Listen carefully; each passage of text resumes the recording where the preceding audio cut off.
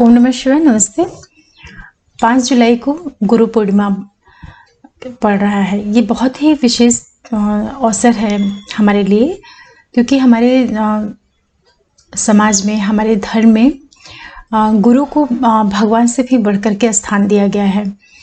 तो इस दिन का जो उपयोग होता है वो हम सभी लोगों को अपने आत्मिक विकास के लिए, जो अपनी आत्मिक उन्नति है उसके लिए इस दिन का विशेष रूप से उपयोग करना चाहिए।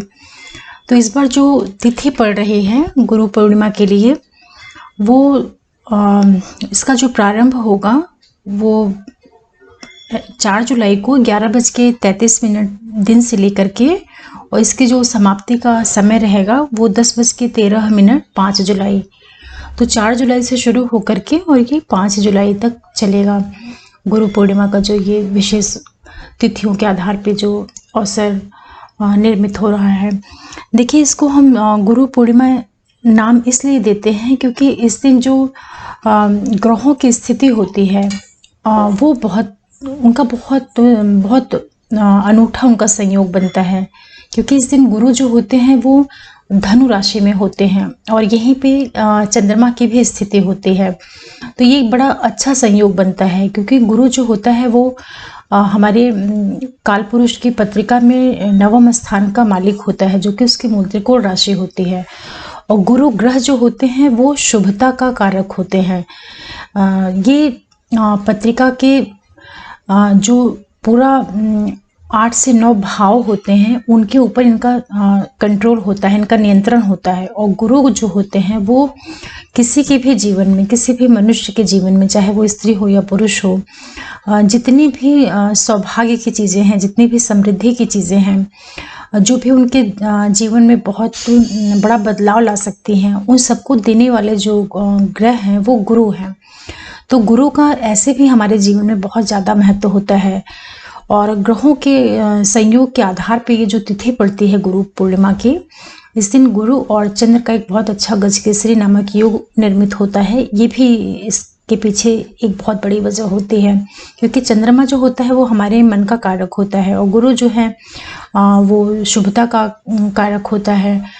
तो इस तिथि का विशेष रूप से जो हमें उपयोग करना चाहिए वो, एक तो हम अपने जो हमारे गुरुजन हैं, जिसे भी हम अपना गुरु मानते हैं, जिस भी व्यक्ति को हम अपने ज्ञान का कारक मानते हैं, जिसका हमारे जीवन में बहुत ज़्यादा इन्फ्लुएंस हो, जिसकी वजह से हम अपने आप को पॉजिटिविटी के रास्ते पर ले जाएं, वो सारे लोग ही हमारे लाइफ में एक तरह से गुरु का काम करते हैं।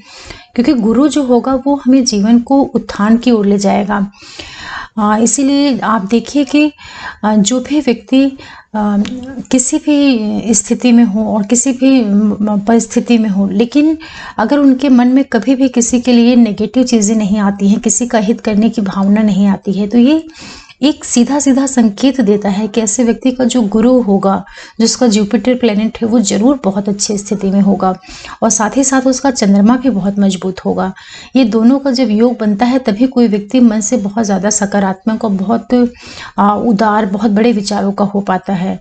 तो इस समय का जो हमें उपयोग है वो अपने आत्मिक उन्नति के लिए, अपने आध्यात्मिक प्रगति के लिए जरूर से करना चाहिए। तो इसका जो रहेगा समय, ये श्रावण मास को पड़ता है। श्रावण मास की जो पूर्णिमा होती है इस बार ये 5 जुलाई को है। 4 से लेकर के 5 जुलाई के बीच में इसका संयोग बनेगा। तो इस समय का आप सभी लोग अपने गुरुओं के प्रति जो एक कृतज्ञता होती है, कि उनके प्रति जो एक हमारा जो हमें उनसे मिला होता है, उस प्राप्ति के बदले में जो हम उन्हें अपने सम्मान से या अपने द्वारा जो हम उन्हें दे सकते हैं, वो सारी चीज़ें देने की कोशिश करनी चाहिए इस तिथि के दिन। और इस तिथि का जो सबसे ज़्यादा यूज़ करना चाहिए वो पूरे समय का जो यूज़ है वो आप विष्णु सहस्त्र नाम है उसके अध्ययन से आप कर सकते हैं। उसको आप पढ़िए या उसको आप सुनिए, इससे भी आपको बहुत फ़ायदा होगा, विशेष रूप से आपको बहुत ज़्यादा फ़ायदा होगा। और दूसरा, आप इस दिन चंद्रमा से संबंधित जो चीज़ें हैं, चंद्रमा का भी अगर आपको उपाय करना है, अगर आपका चंद्रमा बहुत अच्छी स्थिति में है तो भी, और अगर चंद्रमा आपका पीड़ित है तो भी, दोनों ही अवस्थाओं में आप अपने चंद्रमा को भी बहुत मजबूत कर सकते हैं। तो इस तिथि का जो उपयोग है ये गुरु पूर्णिमा का, एक तो आप अपने गुरुओं के सानिध्य में रह करके, और दूसरा आप इस दिन शिव की पूजा, शिव की अर्चना से भी आप इस दिन को सेलिब्रेट कर सकते हैं। मेरा तो यही सजेशन रहता है कि शिव से जुड़ के जो भी चीज़ें की जाती हैं वो हमेशा ही उनका जो आखिरी परिणाम होता है वो हमेशा शुभता लिए हुए होता है, क्योंकि शिव ही एक ऐसे देव हैं जो हमारी सारी कमियों को, हमारे अंदर की सारी नेगेटिविटी को दूर करने में सक्षम जो कोई है तो वो शिव ही है। इसलिए शिव से जुड़ के रहना किसी भी व्यक्ति की लाइफ के लिए बहुत ही पॉजिटिव, बहुत सकारात्मक दिशा देती है ये। तो इस गुरु पूर्णिमा का आप लोग इस तरीके से इस समय का इस्तेमाल करिए, और जहाँ तक संभव हो सके तो आप शिव की विशेष रूप से पूजा अर्चना कीजिए। चाहे आप रुद्राभिषेक कर लीजिए, चाहे आप शिव का जो जलाभिषेक है, जो भी आपके सामर्थ्य में है वो चीज़ें आप जरूर करिए। आपके घर में ही जो चीज़ें हैं उन्हीं से आप शिव की पूजा करिए।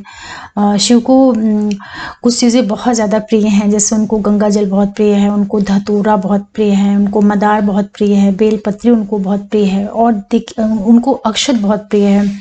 तो इसका भी जो संबंध है वो, अगर आप इसको बहुत गहराई में जाके अगर इसकी एक एक चीज़ों को समझे तो हर एक चीज़ का जो संबंध है वो ज्ञान से ही जुड़ा हुआ है। तो जो शिव हैं वो भी एक तरीके से गुरु और जो शिव हैं दोनों किस तरीके से व्यक्ति को ज्ञान की ओर ले जाने का काम करते हैं, ये इस गुरु पूर्णिमा तिथि से हमें समझना चाहिए।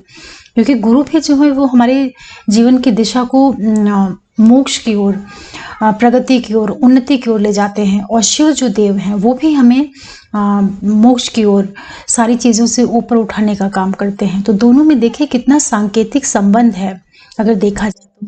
जैसे कहा जाता है कि जो गुरु हमारे हैं, गुरु को भगवान से भी बढ़ के स्थान दिया गया है। वो इसीलिए दिया गया है क्योंकि गुरु हमें वो रास्ता दिखाते हैं, वो मार्ग दिखाते हैं जिस पे चल करके हम ईश्वर की ओर बढ़ते हैं, ईश्वर को प्राप्त करने की दिशा की ओर बढ़ते हैं।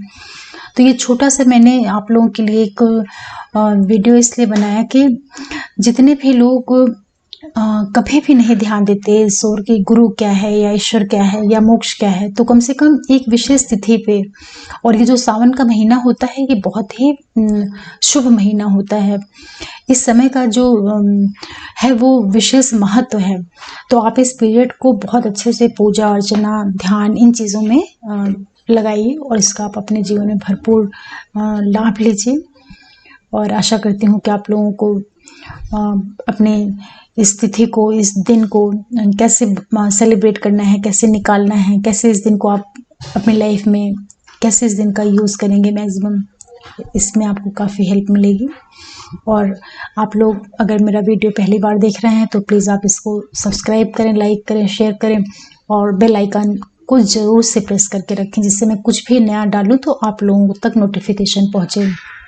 और मेरी आपसे रिक्वेस्ट है कि आप अधिक से अधिक लोगों तक इस चैनल को पहुंचाइए, जिससे जो लोग का ज्योतिष में इंटरेस्ट है वो तो उन तक तो ये पहुंचे ही पहुंचे, और जिनका ज्योतिष में नहीं भी रुचि है लेकिन जो धर्म को या अध्यात्म को या ज्योतिष को ऊपरी तौर से भी जानना चाहते हैं या अपने बारे में जानना चाहते हैं, उन तक भी ये सारे जो मेरे सब्जेक्ट के टॉपिक्स हैं उन तक पहुँचे।